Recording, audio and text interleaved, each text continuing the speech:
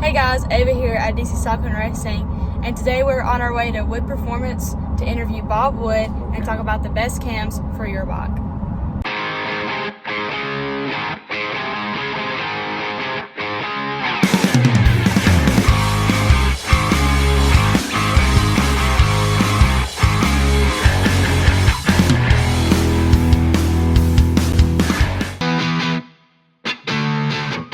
Bob Wood here, Wood Performance. This right here, little room is where our ladies we do our conversion kits. These are the components we do. They're all Harley-Davidson OEM parts. There's nothing aftermarket.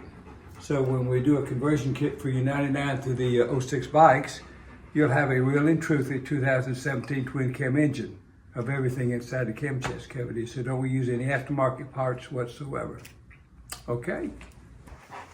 This here is a memorabilia room from back in the it's Wood Chevrolet was founded in 1932.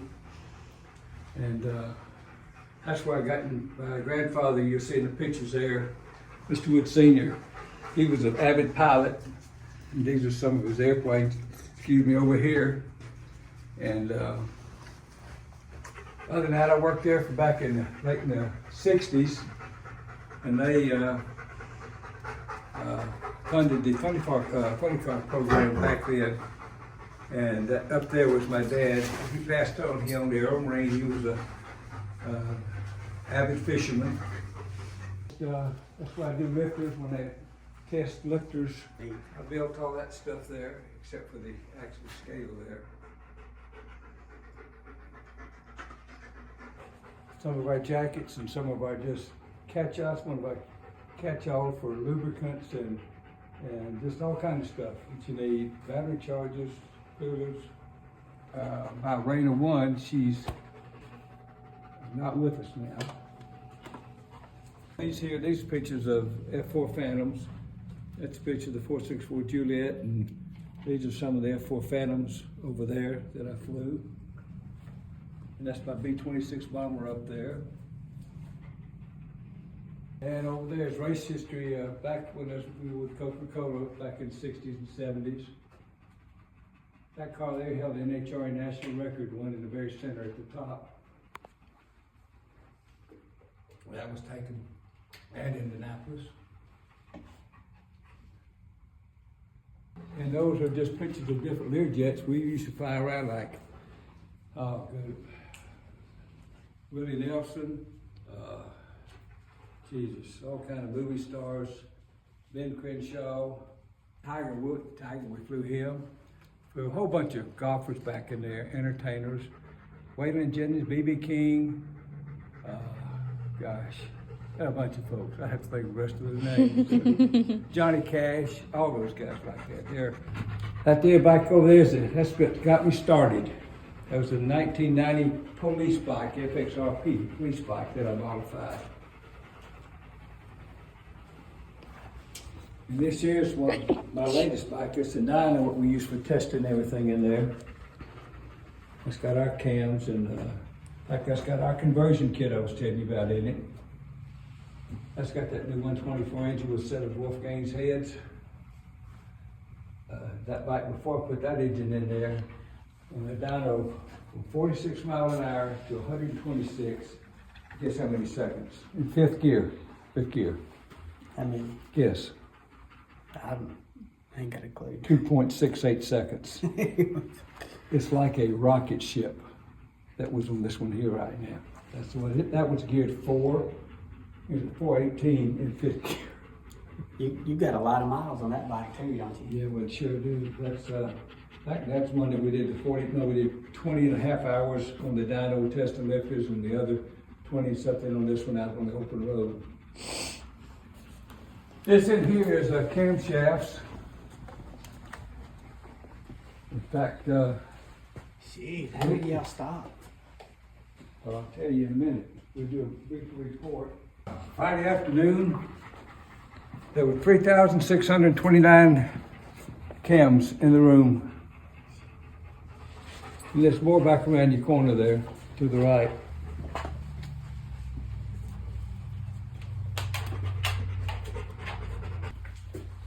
We do wind inventory every Friday. That's what we did yesterday.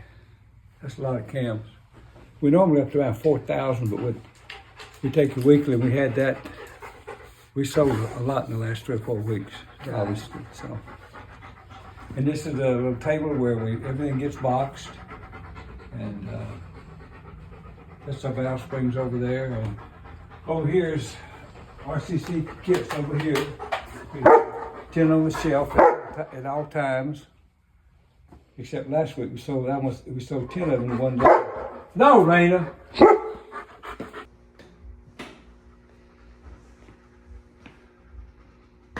This is the shop. This is where I live when I'm out on the telephone. Obviously the table's right here. We lay all your parts and stuff on there. This here's a mock-up motor where if I want a degree in the cams, I want to check this or check piston valve clearances. That's one thing that is pretty neat about Wood Performance is if there's a problem, when somebody calls in, they're not just talking to a sales guy. They're talking to the guy that can come back here and check the part, like it, see what the problem is. That's what I do for a living. Right. It seems like unheard of in our world where everybody's just a sales guy. I'm just lucky because I started off. I was doing this back in the here's where I started right here, 1955. Still got it. This is how I do ignition system and learned all that.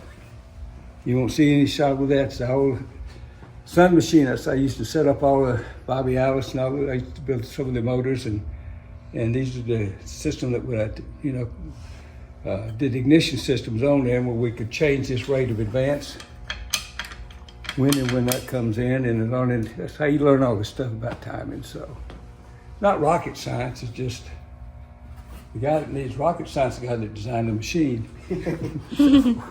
And other than that, this is stands for these things I built. I built these for the aircraft engines back in the late 70s and 80s. And I designed this and built these frames. We used to sell a lot of them. In fact, NASA used this particularly for mounting their little small wind tunnel testing, the small bottles, because they could turn it like this engine. You might turn 360 degrees or do whatever you want to do on it. It's all needle band bearing, so it goes in and out. You roll up to an airplane, take it off, lower it down, put it in there to the fixture there, and you're done. Okay.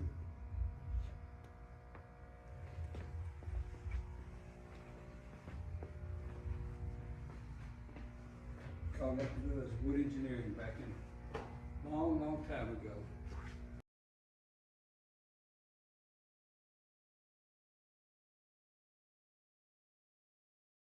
A hobby that I don't get to do very often, but they're a lot of fun. They're radio control.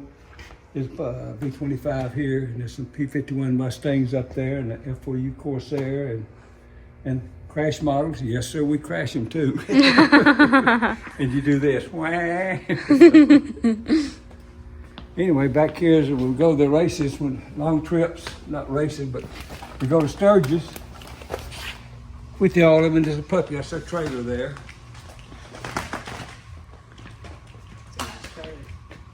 Yeah, she's a sweetheart. It's all aluminum. And we got, if you want to go up, we got 8,000 more foot upstairs, but it's just for storage and handling crap. The dining room's back over here. This is Truth and Dare. It's where the magic happens. We can control the humidity in here within a certain rate. We can control the temperature for certain. We can mix the outside air with rain or whatever you want to, and while you run it if you want to do it. But this is where the no BS ends, right here. It is, and they don't lie to you. Oh, that's one of our tune-up machines that we used for many, many years, and that's how you. Back then, it's got the sunstroke and everything on it. And haven't used that thing in a long time, though. That's only for your cars back in the early 80s or back on. But it was the best. Some people make my distributor machine made that right there. So it's the Sun. Yeah, those things are collectors these days. Now, is you more popular for the carburetors or the cams first?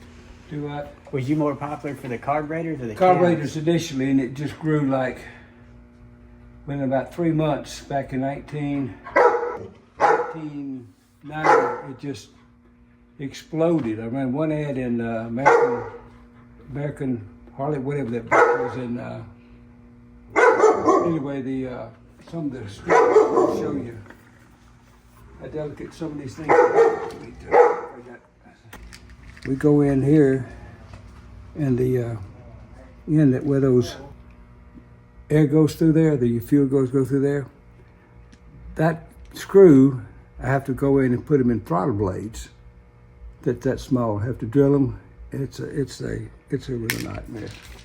But You say it takes 6-7 hours to do a carburetor? oh yeah, because you have to do a template. See, every carburetor, you have to make a map of the carburetor. That's what this is. Everything in it from you know, what the port, how many turns on the mixture screw, what side the idle air bleed. This air bleed is 24 thousandths of an inch, and so you have to go in there with these little bitty drills, and you have to drill these holes in the throttle blades for transferring the ports. You know, if you look at the carburetor, it'll have this one right here will have. You see all those little holes down in there? Can you see those in there? Mm-hmm. We have to go in there and take one of those and tap it and plug it. Then we have to move it downstream. We do that by going in. I have to go in. Let me put the light on so you can get inside here. If you really want to know what takes so long with a carburetor, can you see those down in there? Right. I have to go down there and drill a new hole and tap it for the screws that we got to go in there. And then you have to plug one of these up here. I mean, it gets really intensive. What this does, when the carburetor's sitting there idle, most carburetors, you open to take an air filter, open, look at it, two or three of these transfer ports, right in here, let me get this through here, one of these right down in here will be exposed. You're dumping 50% of that fuel out in idle. So we go in and we plug those off so that you've only got, then we take the throttle blade and we'll drill the throttle blade and we give you the size. This one right here would be, see it's 21. That would be about a 33 thousandth of an inch.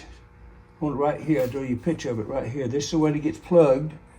And that's a good one. That one gets plugged. And we go down and make a new one and put it in here at 7 o'clock. All down inside that hole there. It is it's a lot of work. It's a lot of work. When I started designing the camshaft, I go back in the 50s on camshaft right there. And you look at all these cams that people are grinding. I found out when I started messing with the Harley engine, especially cars are the same way. I used to build motors for Bobby Allison. The same way you have common plenums for each port, right? Right. Well, Harleys ain't like that. They're a V45. And all mechanics think that when you're on the rear cylinder, it's got where you line up your two marks on the crankshaft. Okay, that's cam gears at the bottom and the cranks at the top, they line up the top. That's what we call the master cylinder. The slave cylinder is the front cylinder, because it's got a chain or a gear that's getting its attention and advice from the rear cam, right? Okay. Right. Well, internal combustion engines on cars will have an open fender, but then either have a long runner going down. Some of them do, some of them don't. But the Harley engines were different, because when the rear cylinder, looking at year from year, that's the rear cylinder, front cylinder. If that fired on compression stroke, then people think, well, okay, well, this has got to fire, it's got to have this compression stroke too. They said, all right, it's 360 degrees. That's not right. It's impossible. You're looking at a 45-degree angle. How can this one be here, right here, on compression stroke and 360 degrees? It can't happen. It hadn't need the intake valve. It's 405 degrees before it gets its time to go, and then the rear one gets it 315 to 315 degrees later. So 405 and 315 is 720, which is where that 45 degrees is missing. They don't think about that. Well, I thought, well, okay, we got this motive like this, but there's not a divider. hardly come up, when they first come up with that fuel injected thing where they divided the front wheel or The something. Morelli. But then they gave up, and that was their biggest mistake. Because now, when the intake valve, if you ever notice, when you're coming up compression stroke for the front cylinder, trying to adjust it, the rear one's been adjusted, it kicks the tire backwards. Well, that means when they're coming up there, they're swapping spit between the two cylinders. And I said, Jesus. But if they're swapping spit, which means we're getting some cool gear mixed with some of the exhaust gases in here. Well, that lowers the combustion chamber temperature, will let you make more horsepower, especially more torque. And if you look at the 222 cam I made, besides our cams, we never separate no more than 2 degrees, all 2 degrees. Well, on this 222 cam that everybody's buying like quicker than firecrackers, guess what? I put it together. There is no separation. They're both at the same time. And what does it do? It makes more torque than anybody's seen so far. Right. It went all the shoot out and they do the XC camshaft basically the same way. There's all kind of tricks like that, and there's not any magic in them. It's just old school technology. That's all it is today. Right. And we use 100-degree intake center lines and 100 and 102 on most of the cams. Even all of Milwaukee's and all the other ones are all back old school from what I was doing back in 1950. Right. There's not any magic in this industry here. It's people try to come up with this exotic stuff. And I've got exotic cabs if they want it, you know, they're gonna live up. Wolfgang Grafser, our 68 camshaft that everybody said won't work, is won every shootout in Daytona. So we have 13 years, never got beat ever. People quit coming. What is your best selling cam for the M8s, the 22XE? XE, yeah, nobody's come up with one. When somebody comes up with better than that, I already know what I'm gonna do. So, you know, Well, wait till that happens, you know. I know for my shop, even with the 22XE, you have these other cams, but you're selling probably 100 to 1 versus the other ones, it seems like. Well, you see what our inventory is, but 3 weeks ago there was 44, 43 to 42. Well, I'll tell you what it was. Unless I think I threw them all away, but maybe I got it. April 26, it was 3,800, so that's there. Well, hell, from March the 1st to that month, we went from 3,800 down to 3,000. Now we're up to that 4,000 or ever how many is in and out. So I mean, we sell the hell out of camps. Right. You know. In the twin cam stuff, what's the best seller? The 222 or? 222, hands down. Right. Hands down. That is just, it's, let me check something on that. I'll tell you what I did on that cam. I got some in there, I can't keep up with them. Hang on a minute. The sleeper cam there, hang on a minute, let me see what I did on that. Yep, 1434, 3414. Right. Both of them, top dead center compressed up at the same time. How many cams? How many cams do you have? Do you know how many different designs? 106 and more better. No kidding. Yeah. That's what I tell people. You don't ever stop. You're always coming up with a different. Well, you have to. cam. Every guy thinks somebody thinks, well, it's going to whip this one. I'll just make another one. You know, it's no big deal. There's a lot of. I ain't all that smart. I just know what engines like, you know. But then you can take a guy that's got a 22XE cam, a guy's got a Johnny Axe camshaft on it. Johnny Axe kicks the guy's ass, you know, because this guy will have a plugged up motor with torque. This guy will have one that just lets everything out. So you got to be careful about that in conversations, you know, because you can take a guy with a high torque camshaft that's supposed to be really good. The guy will come with a better set of pipes and they kick your ass at 2,500. So you got to look at each bike about the amount of overlapping camshafts in there, what kind of exhaust. When you let all that exhaust go out there with these loud pipes, short pipes in there, that lets all the air and fuel in overlap position go right out across the intake, out the exhaust, and they let it out into the exhaust, no back pressure to keep it in the cylinder. And if you let the air and fuel out, that's what makes the torque. Well, that's going to go out, and you take your 100% VE and it goes down to 70%.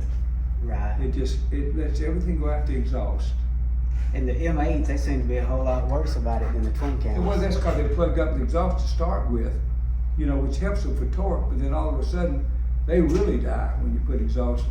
That's the difference because Right. they got two. They're Siamese together, and that one chamber's got the two exhaust ports coming into there.